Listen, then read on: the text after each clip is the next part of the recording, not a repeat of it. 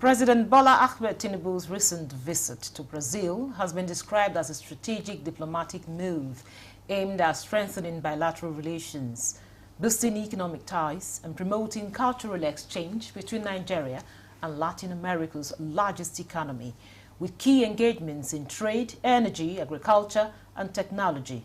The visit reaffirms Nigeria's commitment to diversifying its international partnerships and attracting investments. As Nigeria seeks to expand its global footprint, today we'll discuss the outcomes, agreements signed, and the potential impact of the president's trip on the Nigerian economy and citizens. As well, this and some other, a lot of things that transpired, we'll be talking about on Nigeria Today. Thanks for joining us. I'm Eucharia Clinton.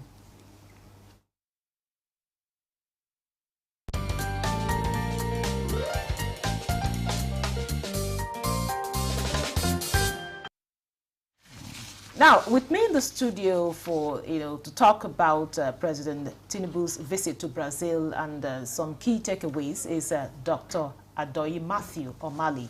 He's an international relations analyst. You're welcome to Nigeria Today. Good evening, Eucharia, and I'm pleased to be on NTA once again. Okay, now looking at the president's visit, it attracted a lot of attention. Now, talk to us, Dr. Omali. Now, what significance does this from a diplomatic point of view, does this visit hold for Nigeria? Well, this diplomacy, as you know, is about joining, is about engaging with other nations. President Bola Ahmed Tinubu has been very, very forthcoming in terms of engaging with countries of the world. Brazil is a country, is the largest economy in Latin America, that is in Southern America.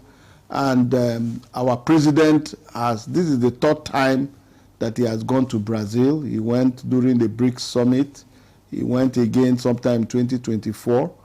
So he is trying to network with countries that share similar economic and socio-cultural background with Nigeria, and Brazil fits into that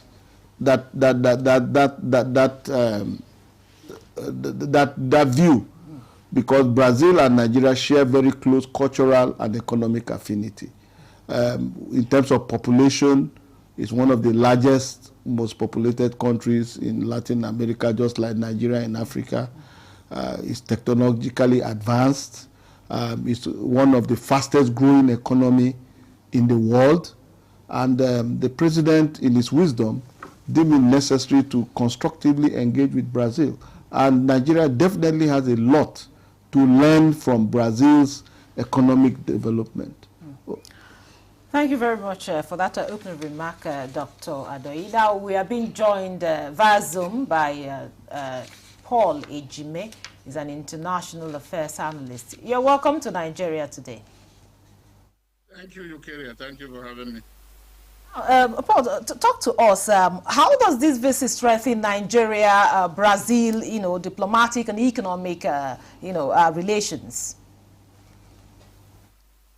Your line is not very good, but if I heard you talking about the significance, the economic importance of this, it's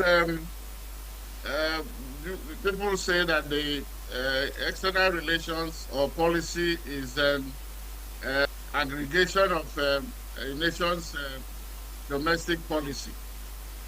So I think the president or his administration, they are doing what other governments do, trying to, collaborate.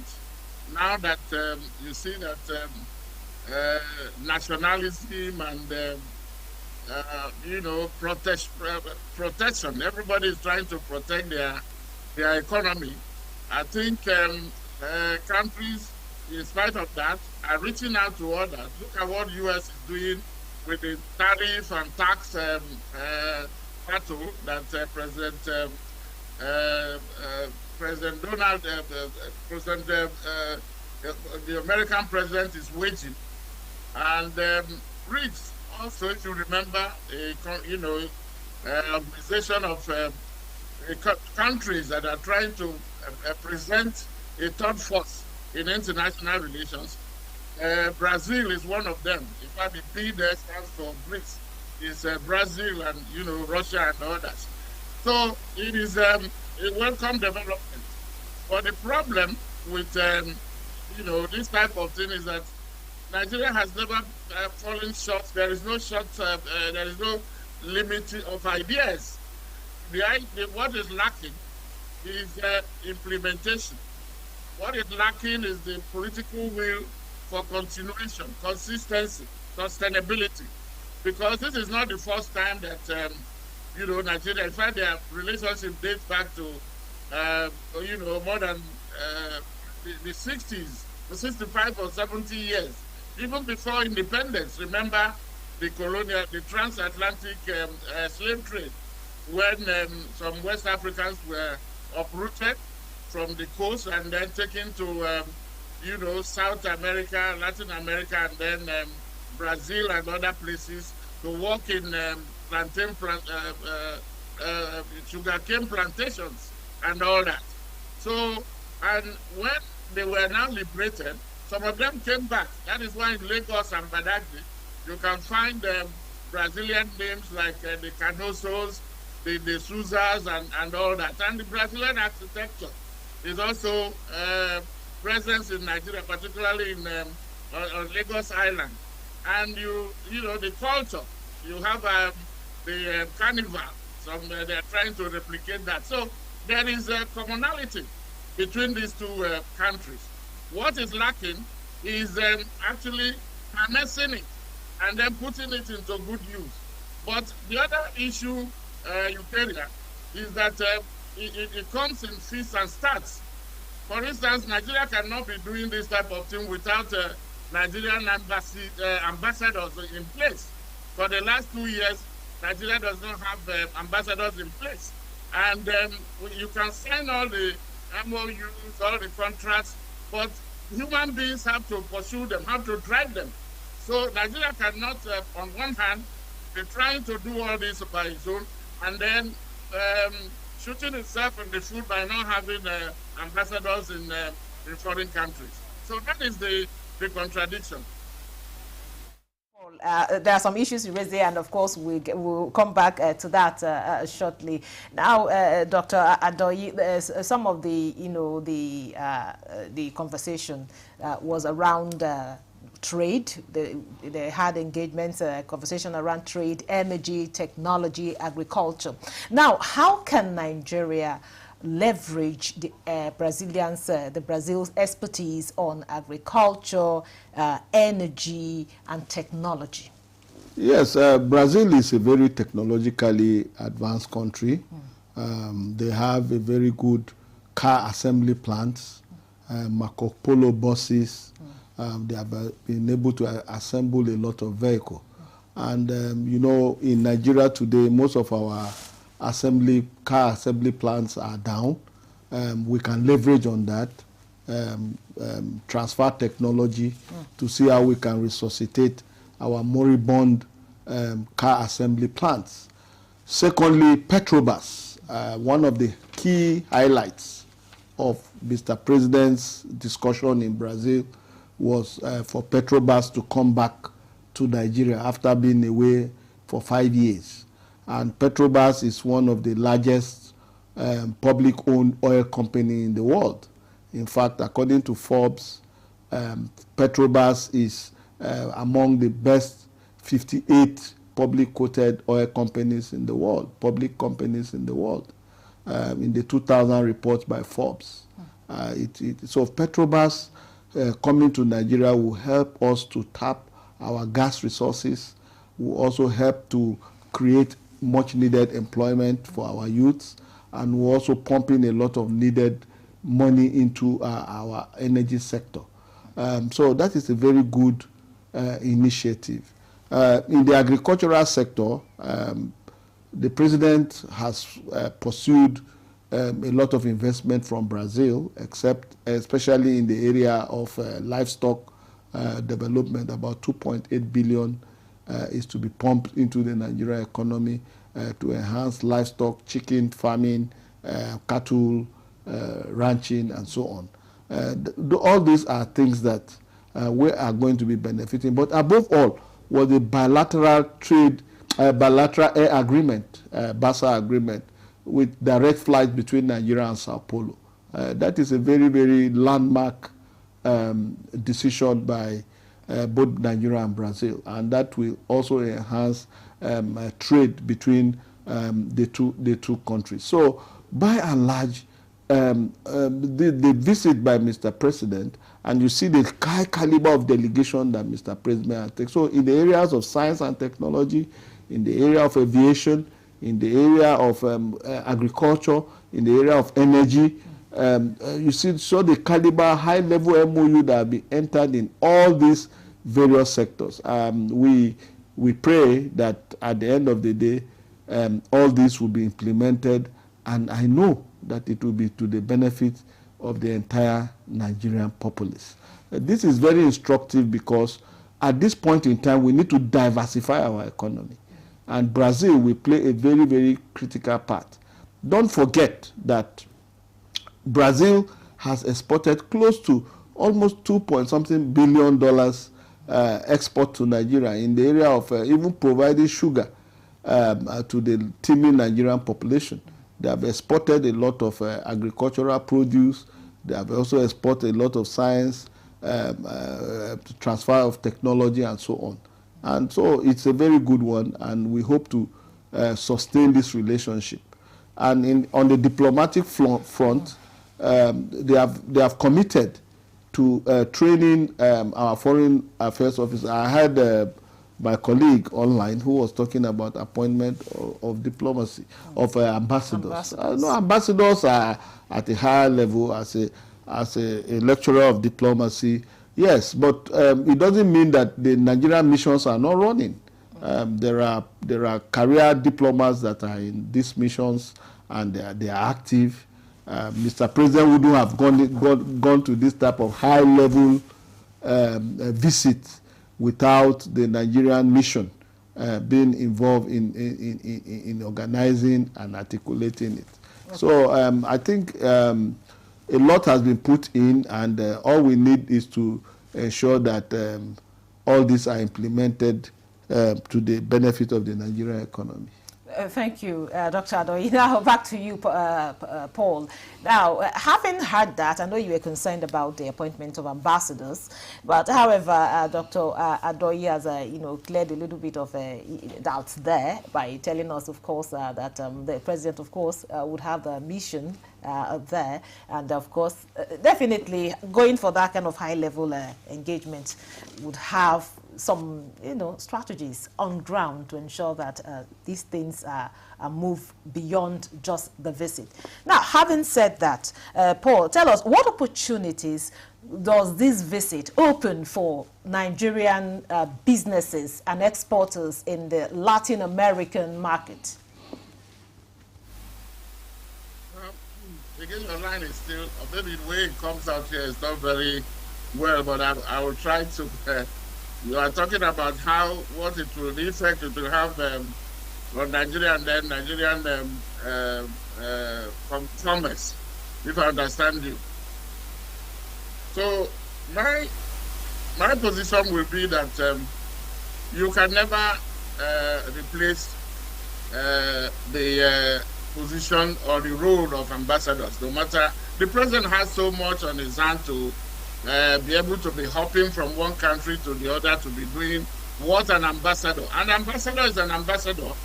You can have all the people in the mission, but when you are discussing, and you look at following on some of the MOUs or contracts that have been assigned, you need people to drive it.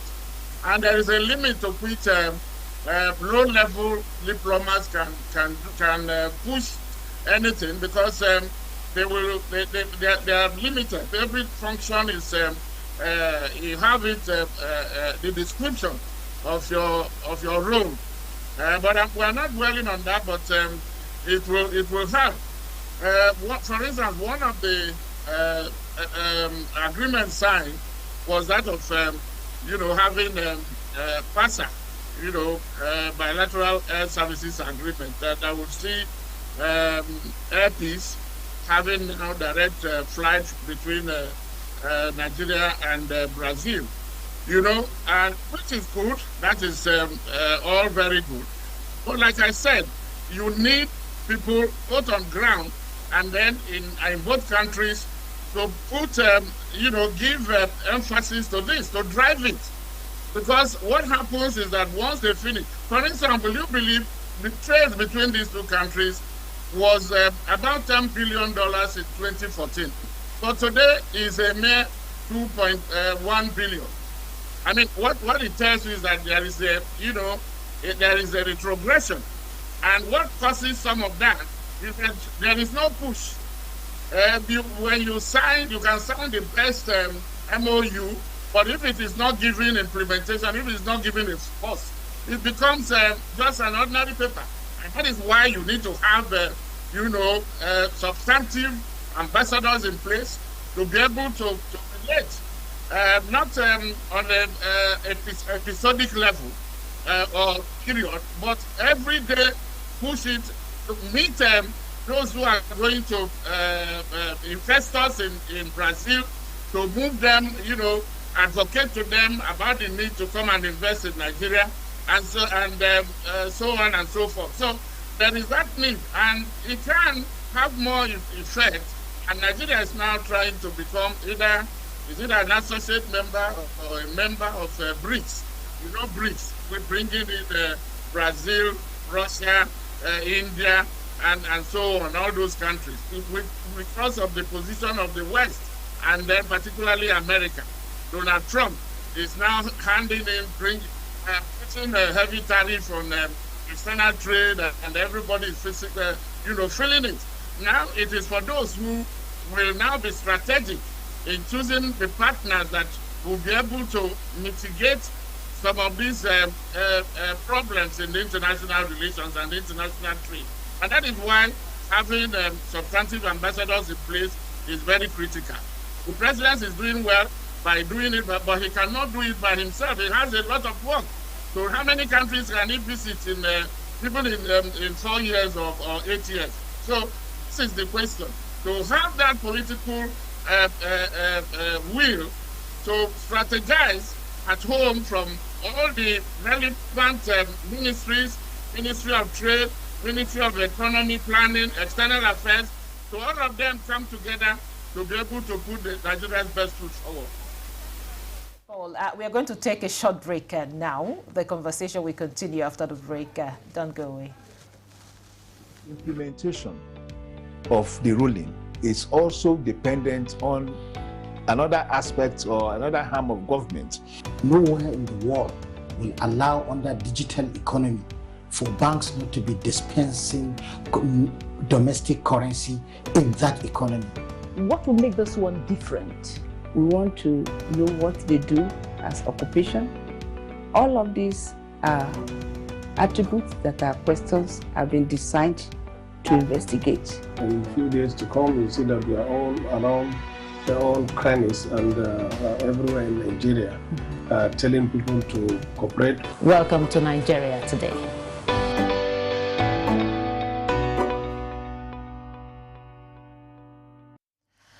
Welcome back. In case you are just joining us, this is Nigeria Today. We are looking at the president's visit to Brazil and some key takeaways there. I have with me two gentlemen. One joined us virtually and one here in the studio.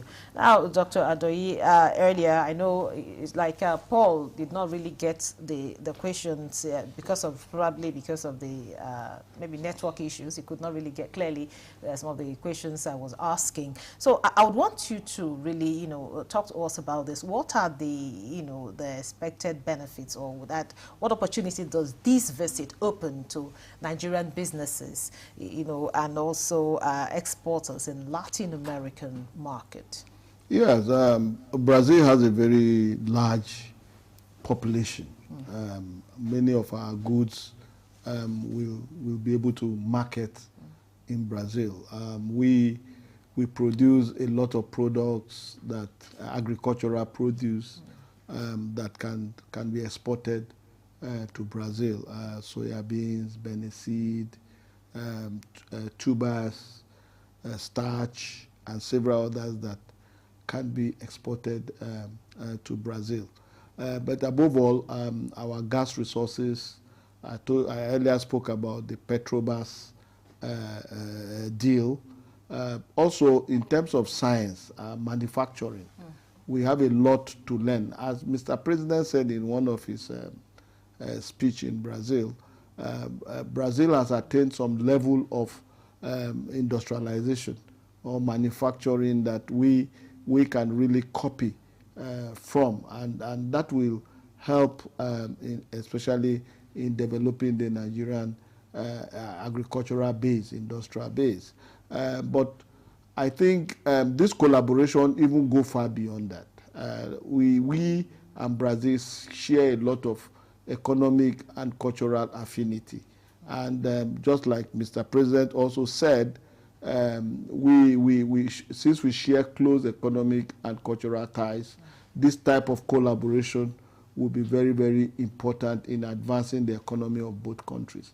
So Nigeria stands to gain tremendously from this partnership with a country like Brazil. If you look at in the agricultural sector, for example, we need to develop our agricultural.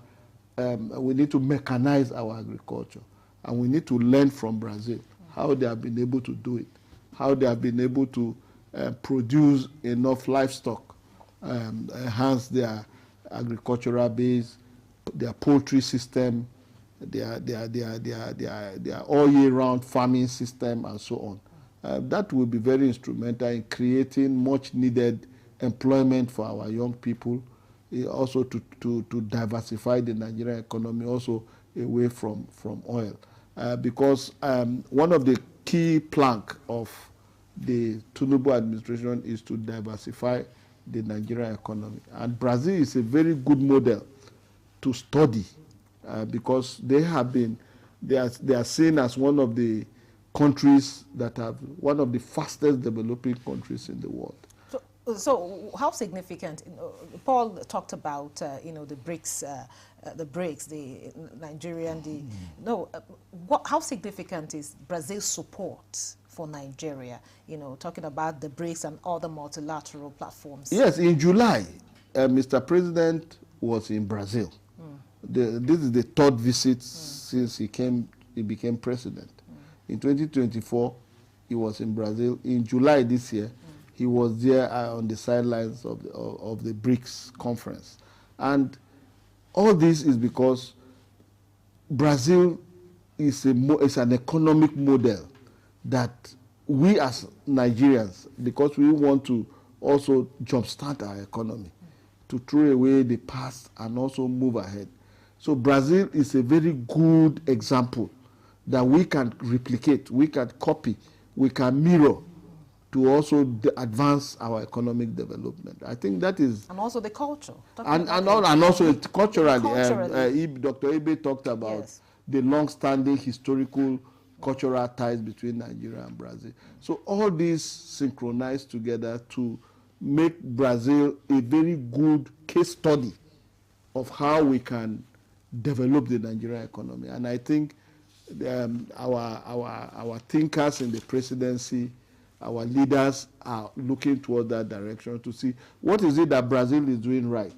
How can we leverage on what they are doing to ensure that we can also get to the level that they have attained. I think that is the whole idea. Thank you very much, Dr. Adoyin Matthew Mali, International Relations Analyst. Thank you so much for coming on the program. Thank you for having me. And also Paul Ejime, International Affairs Analyst. Thank you so much, Paul, for adding your voice to these issues. And thank you for being part of the program. Don't forget, Nigeria Today airs every weekday at 7:30 p.m. on NTA News 24. You can also check out this episode and others on www.youtube.com/NTA News 24 Hub. I'm Eukaria Clinton. Goodbye.